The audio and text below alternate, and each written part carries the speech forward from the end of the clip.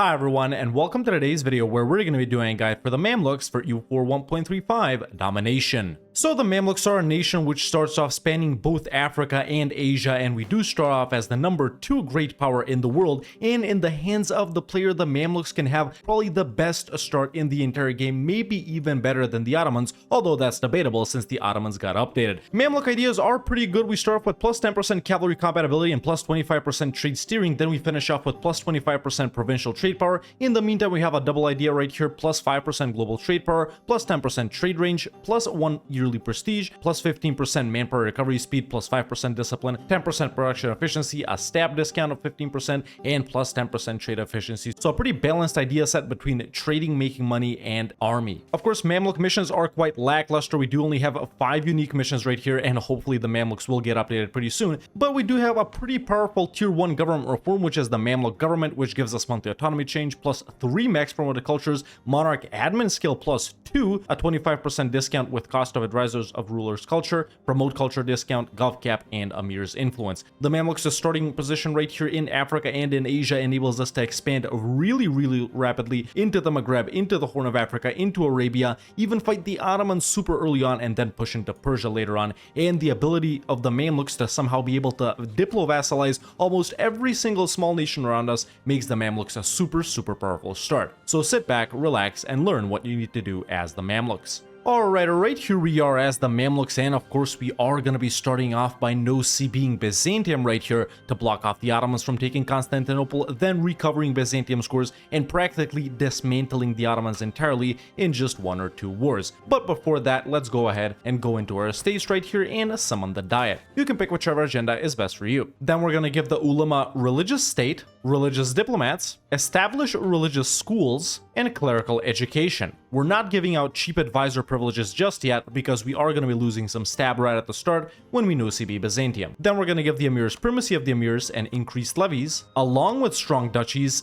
and the Emir's integration policy. Then we're going to give the merchant guilds land of commerce, patronage of the arts, and indebted to the merchant guilds, and we're not going to be giving the Demi anything just yet. Then you can go ahead and seize land. Next, we can go ahead and set some rivals. You should rival the Ottomans and QQ, and then some other European nation like Aragon, France, or Lithuania. Don't rival the Timurids, even though they will probably be available. I'm just going to rival Lithuania in my case. Next, it's time to hire some advisors. Hire a stab discount advisor if you have him. I do have that guy right here. He is a level 2 guy, so I'm not gonna hire him right now. I'm just gonna get this tax guy, and then later when it's time to stab up, I'm simply gonna swap these guys around, stab up, and then get back to this guy. So pay attention if you have one of these guys. Then get a diplorep or improve relations level 1 div advisor. I do have one, so I am gonna hire him, and you should hire them even if they're level 2. It'll help us get vassals quicker, and then we can get rid of them. And then get a morale, discipline, fort defense, or manpower level 1 mill advisor. I do have this discipline guy, so I am gonna hire him. Next, we can go ahead and select our naval doctrine, and you should go for galley combat ability, plus 15% right here. This is going to help us beat Byzantium and the Ottomans. Next, it's time to rearrange our armies a little bit. So we're going to take this army right here in Cairo, detach 1 cavalry regiment, and send the rest of the army over here. We're going to be merging these 2 armies, as you can see. And then we're going to be taking 2 infantry regiments from this army, sending them over here, and then to this army, you can build 1 more infantry regiment. We do also need to build up our boats because we are going to be doing a naval invasion right at the start. So the first thing you can do is tell these 3 light ships to protect trade in Alexandria and go home during war. And then it's time to construct some galleys and transports. We're going to be building 7 galleys and 3 transports. So simply go into this interface right here. 1, 2, 3, 4, 5, 6, 7 galleys. And there we go. We can get 3 transports over here. We are going to be going over naval force limit, but it's not a problem, don't worry. Now it's time for some diplomacy right at the start. As you can see with the Mamluks, we do start off with Fadl and Hejaz as our subjects already, and we do start off guaranteeing Medina and Cyprus. We are going to be vassalizing Medina pretty quickly and Cyprus later on, so don't revoke your guarantee over these 2 guys. What you can do right here is go into the production interface, go into diplomacy, go into influence, and offer vassalization, and here you can see all of the nations that would accept us diplo-vassalizing them. Of course, this is way too much and we're not going to be doing all of them, but the nations you should focus on getting are Fezzan, Medina, Najd, and Dawasir.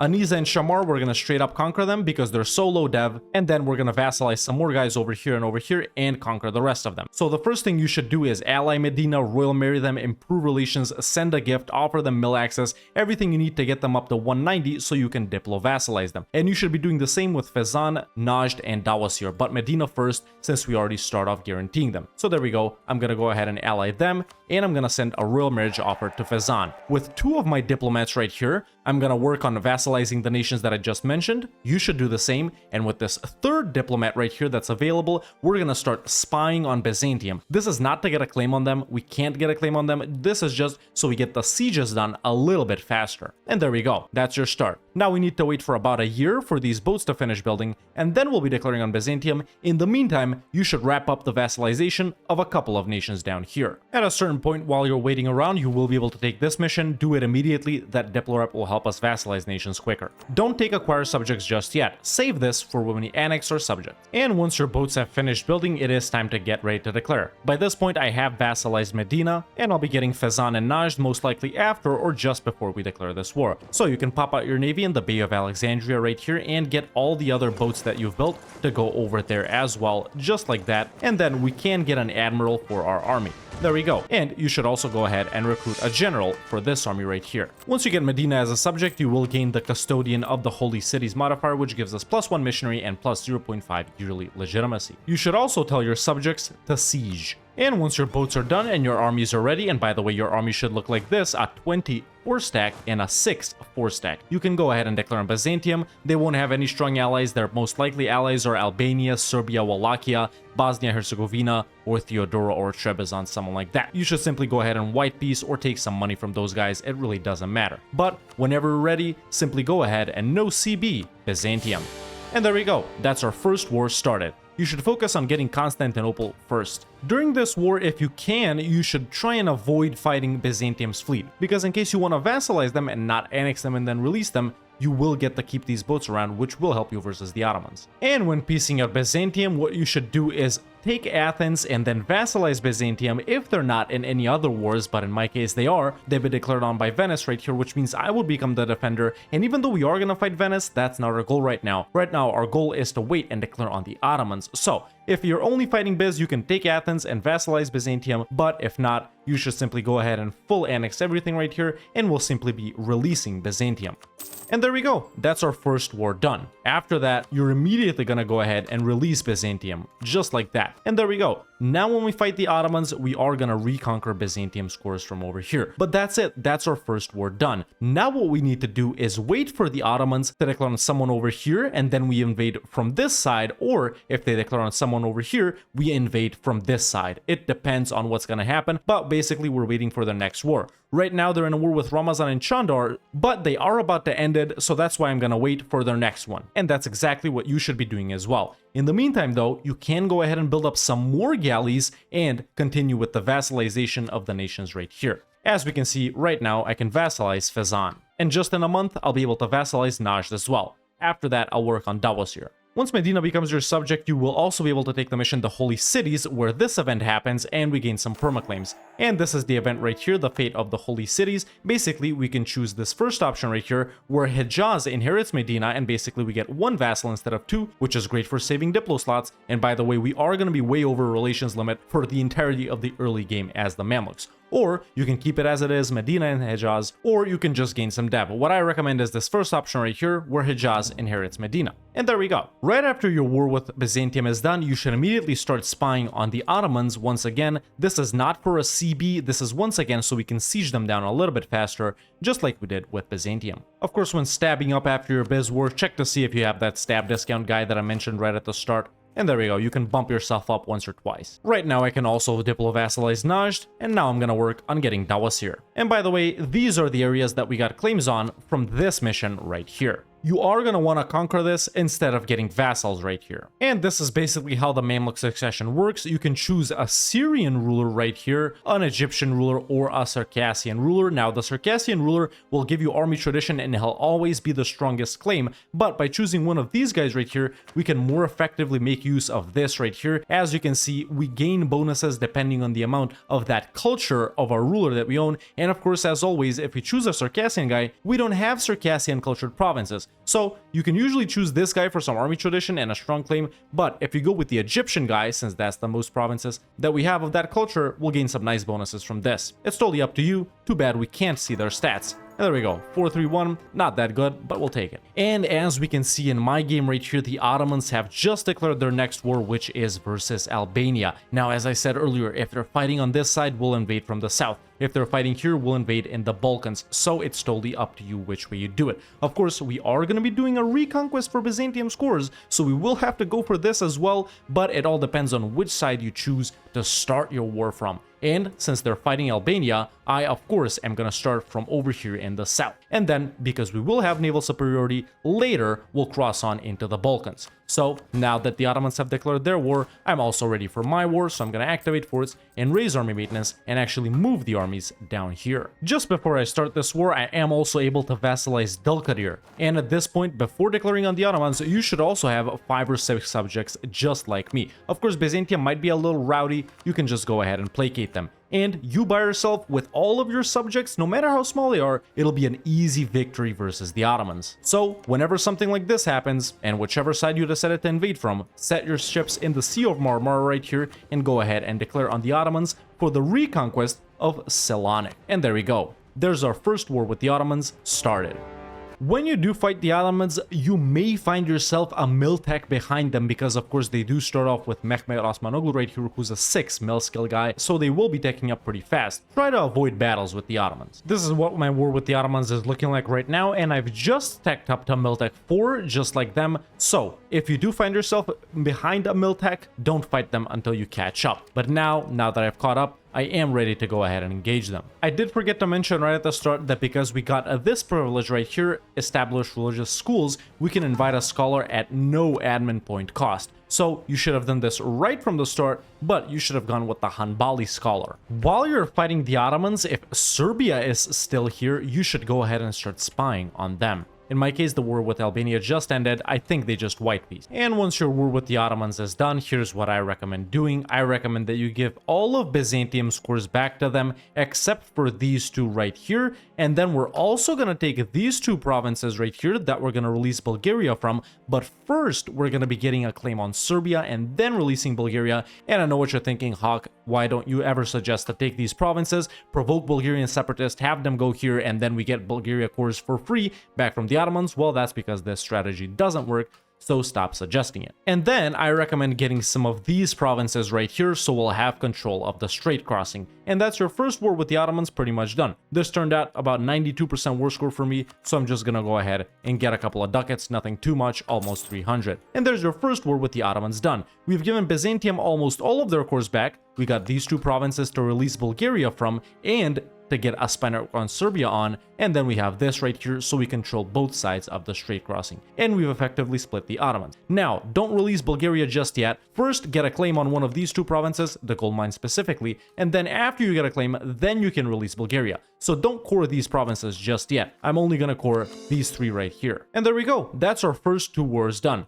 Now it's time to chill a little bit, get some more vassals diplomatically, and then, while we're waiting for our truce with the Ottomans to expire, we're gonna expand it down here a little bit, or maybe even up here, depending on aggressive expansion. Right now, I can also vassalize Dawasir, and after 10 years have passed, you can go ahead and start improving relations with your initial subjects up to 190, so Fadal and Hejaz, in order to annex them. Now that I have a 20 spy network with Serbia, I'll go ahead and claim this province right here, which is the gold mine, which is definitely a province we want, and after you get a claim on them, you can go ahead and release Bulgaria. And of course, before you start annexing your subjects, now is when you should take this mission, acquire subjects, and then you can go ahead and start annexing one of your initial guys, like I said, Fadal or Hejaz. Since we don't have manpower, international ideas, and Since we're not going to be getting quantity anytime soon, at least not for our first 2 idea groups, you do have 2 different choices for your tier 2 government reform. You can go strengthen noble privileges, although that will give the emirs plus 10% influence, which remember, they already have, and we've given them lots of privileges that already increase their influence. So if you're trying to be careful about the emirs' influence, don't give them strengthened noble privileges. You can instead compromise with the nobility.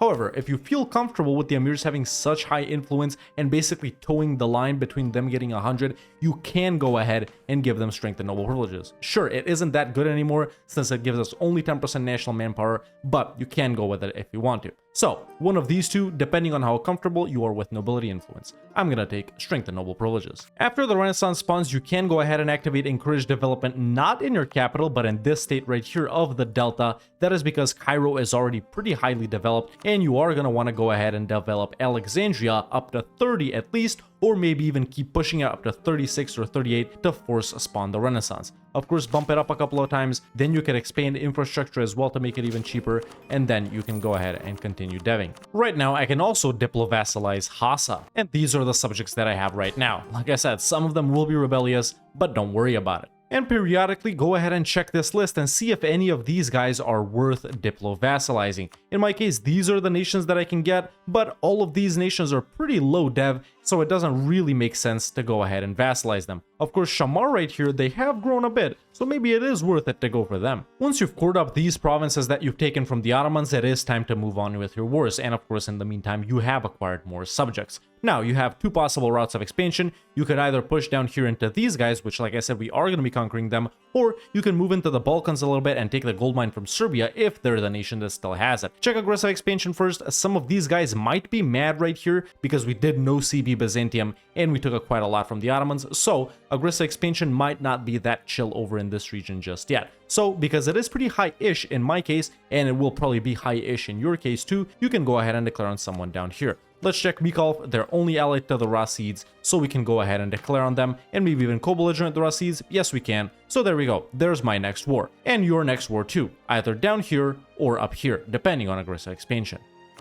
With most of these wars versus the smaller nations, you can just let your vassals do everything. For your first stage ability, you should of course take Justified Wars. And now that my war with these 2 nations is done, I will be full annexing both of them. You will be full annexing any nation that you fight down here that you got claims on from your missions, in these couple of areas right here. Right now, I'll also start annexing Fadl. And you should go ahead and focus on Dip, by the way, no matter how powerful your ruler is in Diplo scale. There we go, there's Fadl annexed. Once you hit Admin Tech 5, it will be time for your first idea group, and as your first idea group as the Mamluks, of course we are gonna open up with influence ideas. This is a no-brainer for playing such a subject-heavy game, which like I said, we will continue to do so for the foreseeable future. We have so many bonuses that we can get from vassals right here: Diplo rep, faster annexing time, annex discount, which also of course makes it faster, liberty desire in subjects, vassal force limit, unjustified demands minus 50%, so overall a great idea group when playing such a vassal-heavy game. We're already focusing on depth. Once a little bit of time has passed after you fought a war down here or up here, it's time to declare a war in the other region that we didn't declare. So because I fought down here, now it's time for me to expand in the Balkans, and I will be declaring on Serbia in order to get that gold mine. Not that we're super poor as the Mamluks,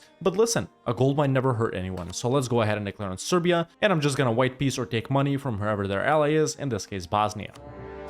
And this is just one example of the government interactions we can use as the Mamluks. As we can see, we can promote an Egyptian in the government, which because we have an Egyptian ruler, that's what it says, and we gain an all-power discount for 1 year. This isn't really that good in my opinion. And there we go, Serbia has been defeated, and since of course we can't take anything from them, we are going to be vassalizing them. If Serbia is not here, you can fight some other nations, maybe Albania, maybe Epirus, maybe Wallachia, like right here in my case that they've expanded, maybe someone else. But either way, we do want to slowly try and take over the Balkans. So there we go, there's Serbia and all of their money vassalized. Around the 1460s is when you will want to decrease autonomy, because it will have been increasing during this point due to the fact that we start off with low crown land and we're not conquering a whole lot ourselves, and we're mostly expanding through vassals. Sure, this will trigger some rebels, but it's always worth it. So go ahead and lower autonomy wherever you can. Right now, I've also annexed Hejaz. Of course, don't forget to full state everything that you inherit from your vassals. It's basically free. While waiting for the truce with the Ottomans to expire,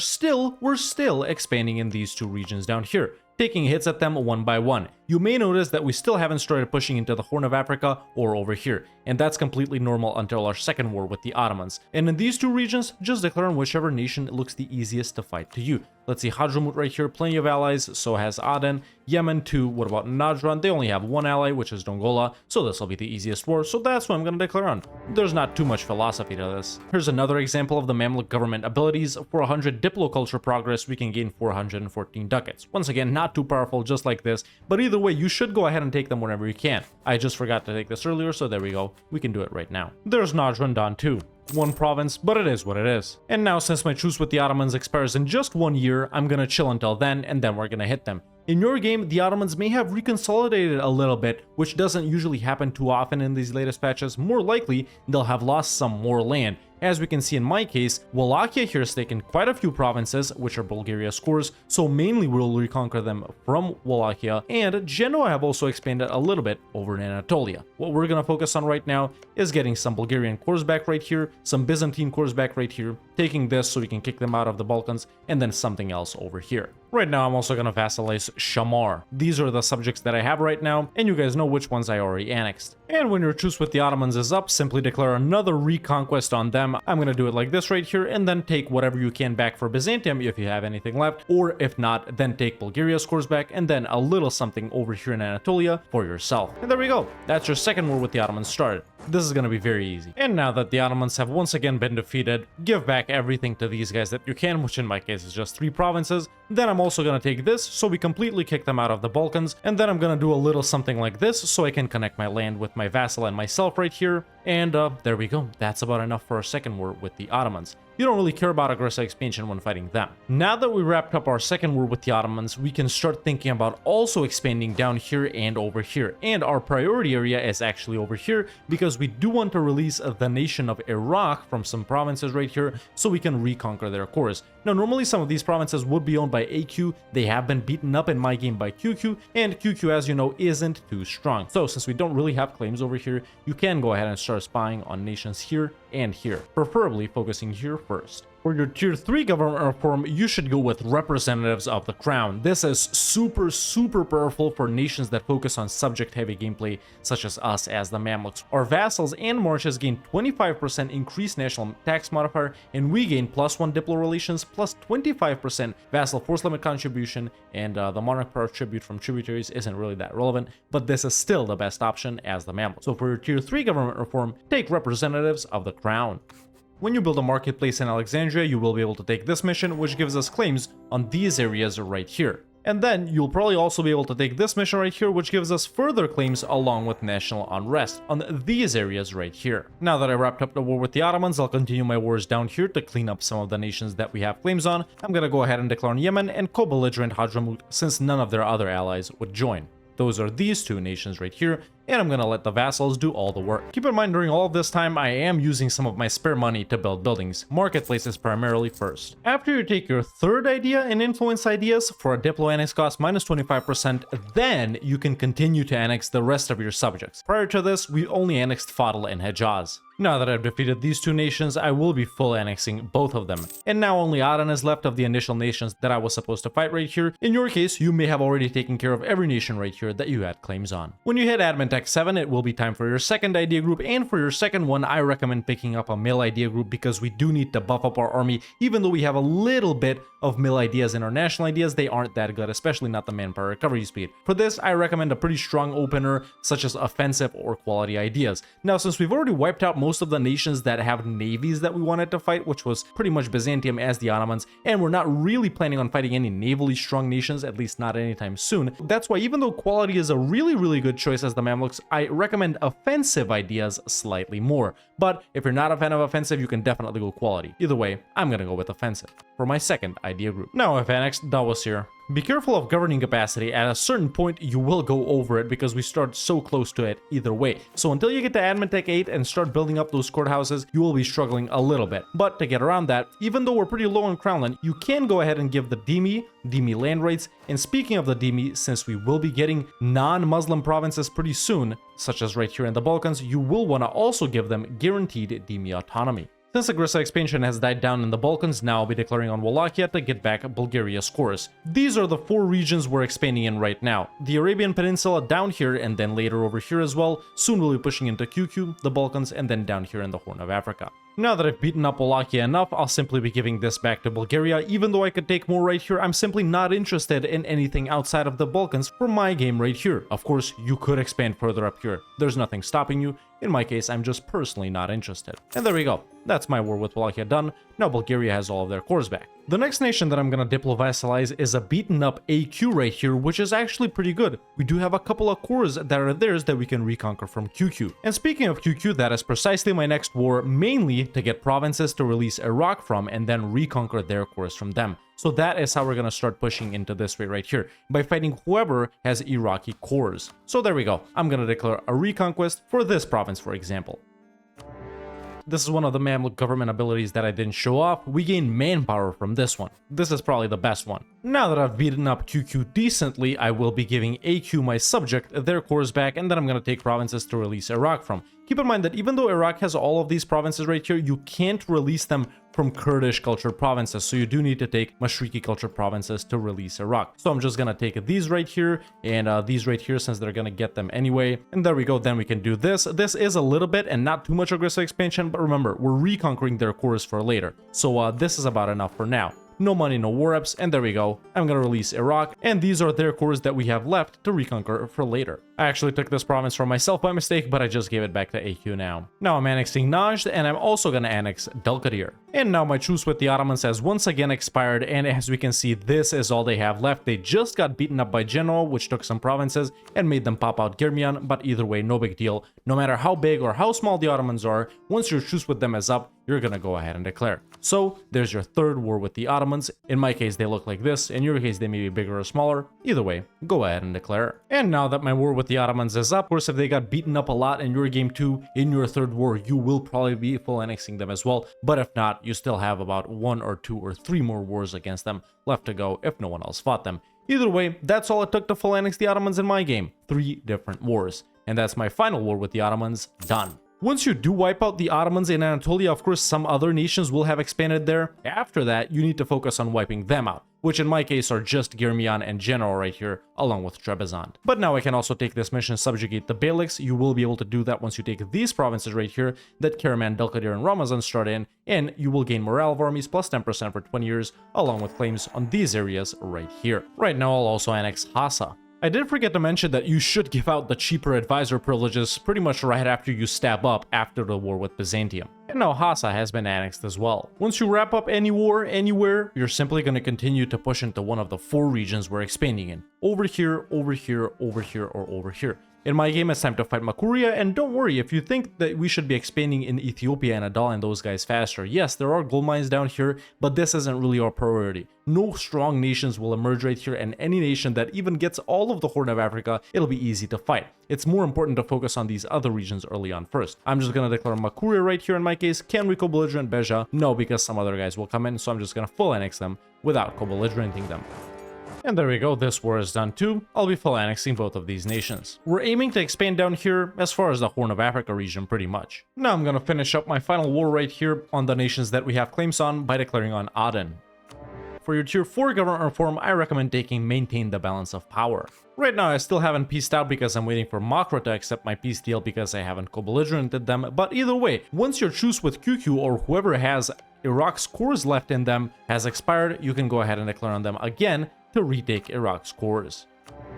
And now that Makra will accept, I will go ahead and separate peace them, and I will also full annex Aden. Once you do this, you will be able to take the mission Yemeni Trade, which gives us some trade efficiency. And now that I defeated QQ, I will give Iraq's cores back to them, and I'll take a couple of provinces for myself, along with all their money and war reps. Of course, you may notice that I'm not being too aggressive, and this is so newer players can catch up, but at this point, aggressive expansion isn't bad at all, and a very aggressive, more experienced player could probably own all of this by now. And if you're wondering why I can't core provinces even though they're next to my subjects, you can core provinces next to your subjects, right? Well, that is because my capital is in Cairo, right? And this is pretty specific to the Mamluks. Usually, this is the only time you'll encounter that problem, but you can actually only core provinces next to your subjects if your capital is on the same continent as them. And because my capital is in Africa, as we can see right here, and I don't really have any subjects in Africa except for Fezzan, that's why I can't really core provinces that I take next to my subjects. That's why I couldn't take Serbia earlier on, I had to vassalize them. That's why I can't core this up now, and you will encounter the same sort of little problem by yourself as well, but it's really not a problem at all. Of course, at any point during peacetime, you're always looking for potential nations to diplo-vassalize as the Mamluks. Like I said at the start of the video, if you open up this screen right here, you can see every nation that is willing to accept. And at this point, it's pretty much going to be only OPMs,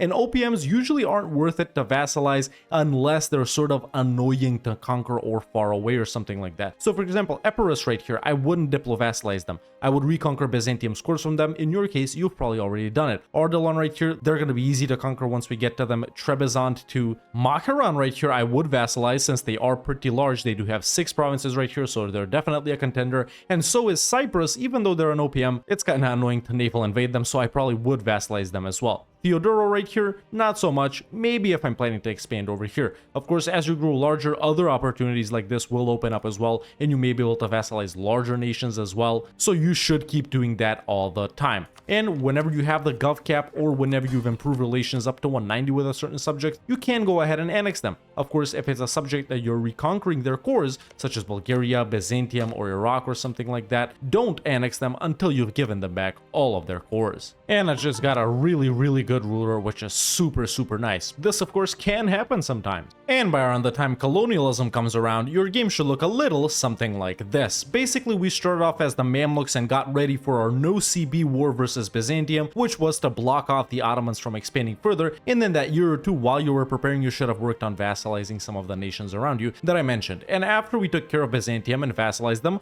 or annexed them and released them, you should have waited for an opportunity for the Ottomans to either declare here so you can pounce from this side, or declare here so you can pounce from this side. And in that initial war versus the Ottomans, we focused on retaking some Byzantium cores, taking some provinces to release Bulgaria from, and taking a little something over here as well. And after you defeated the Ottomans in your first war, you should have worked on expanding in this direction, down here where we got claims for our missions, or up here on other nations that aren't the Ottomans. And of course, during that time, and during all the times where you're at peace, basically in between wars, you should work on diplo-vassalizing all of these nations around you that you can, and that I just mentioned a couple of minutes ago, on which types of nations you should focus on, pretty much larger ones or ones that are annoying to conquer. And by this point, you should have racked up quite a few vassals. As we can see in my game right here, I have 7 vassals right now, but of course I annexed quite a lot from earlier: Medina, Hejaz, Fadl, Najd, Dawasir, Hassa right here, Dalkadir, and various other nations like that. So by this point in the game, you've probably rolled through 15 or 20 vassals in total.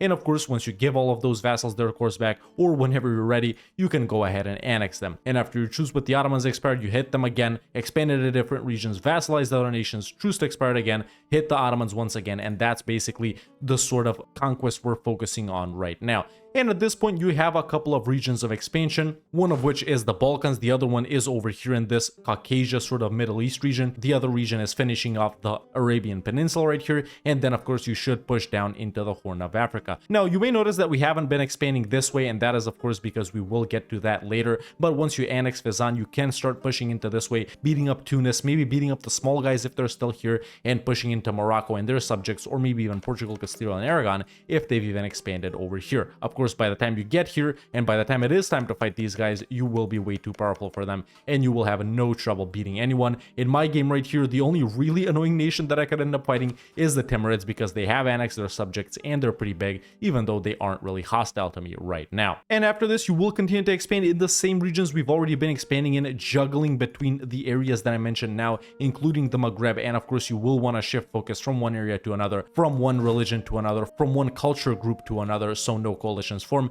In my game right here, aggressive expansion is not existent, but I was a little slower than normal. Of course, in your game, you would probably be a little bit bigger than me by now, of course, depending on your experience level. And don't worry, even if you're smaller than me right now, play at your own pace. Just make sure to do things right and do them carefully. But in a normal Mamluk campaign, by the end of the game, whenever that is for you, you should aim to own the entirety of the Balkans, Anatolia, and Caucasia, the Maghreb, Egypt, and the Horn of Africa, Mashriq, Arabia, Persia, and maybe even Khorasan, so a little something like this. And of course you could push into India to get all that nice trade income. And throughout this game, we weren't of course only focusing on expanding militarily and through subjects, and even though our economy wasn't that good, you should have focused on building a couple of buildings wherever you could have and whenever you had the money to do it. Right now I'm making 20 ducats a month, which honestly isn't that good, could be better by this point. I did lower inflation by quite a lot earlier a couple of months ago, but I'm making 20 ducats, which actually isn't that bad at all. And of course you should have been building buildings, marketplaces in all of the center of trade provinces. There we go, I can put down 2 more workshops in all the high value trade good provinces with high value trade goods, a bunch of courthouses as well, because like I said, governing capacity will be a problem, and maybe a church here and there. Of course later you will start making a lot more money. You will focus on building all of the buildings that you haven't built yet, upgrading your centers of trade, and the usual things that we do with our spare ducats. Of course, as the Mamluks I didn't mention at the start, but we do also start off with a lot of great projects, and we will continue to control a lot of them, most of them which we can use. We have of course the pyramids right here in Cairo, which you will want to upgrade. They're super strong. We got the holy city of Jerusalem. Petra right here is really powerful for playing with subjects. Then we got the Kaaba right here, some stuff that we can take down here which we can and can't use, but lots of monuments over here in Iraq. In Anatolia you will definitely want to go for the Parthenon as well. Over here in the Balkans, the Hagia Sophia and the Sultan Ahmed Mosque. So these aren't a priority as big as the buildings such as marketplaces, workshops, and courthouses, but later once you start rolling in ducats, you should aim to upgrade every single one of these projects, because all of these ones located right here are really powerful.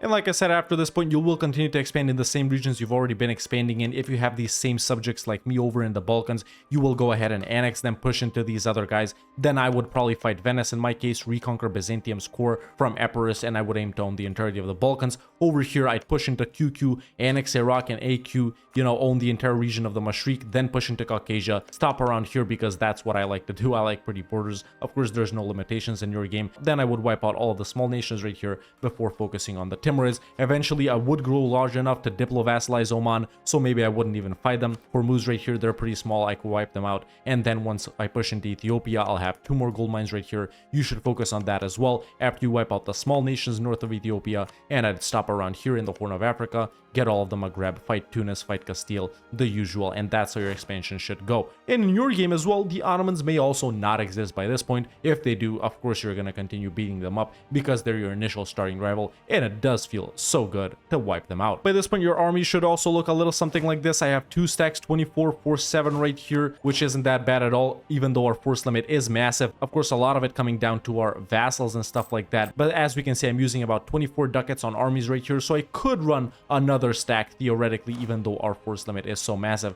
Manpower is low because I just got done fighting a bunch of wars, even though max manpower is awesome. This is what my main navy looks like: 20 galleys, 17 transports. The transports we don't really need anymore, but the galleys and later heavies will come in handy if you end up fighting some of the Iberian nations. This is what we took for our first 2 idea groups: influence and offensive. Influence of course for all the subject that we have and that we are gonna have, so it's definitely a no-brainer. Offensive is a great opener for a nation with sort of lackluster military ideas, so that's what you want to go with. Like I said, you can go quality if you don't want to go offensive. Then for your third idea group, I recommend taking a money-making idea group, primarily such as trade, because we do control so many trade nodes, and later you will want to move your main trade node over to Constantinople once you control all of Ragusa, basically making Constantinople an end trade node and routing all of your trade to there. So trade will definitely help you out with that. And after that, for your fourth one, you can go with another mill idea group such as quantity if you're making massive amounts of income and want to field massive armies, but if not, you can definitely go with quality or even defensive, which is pretty nice for the terrain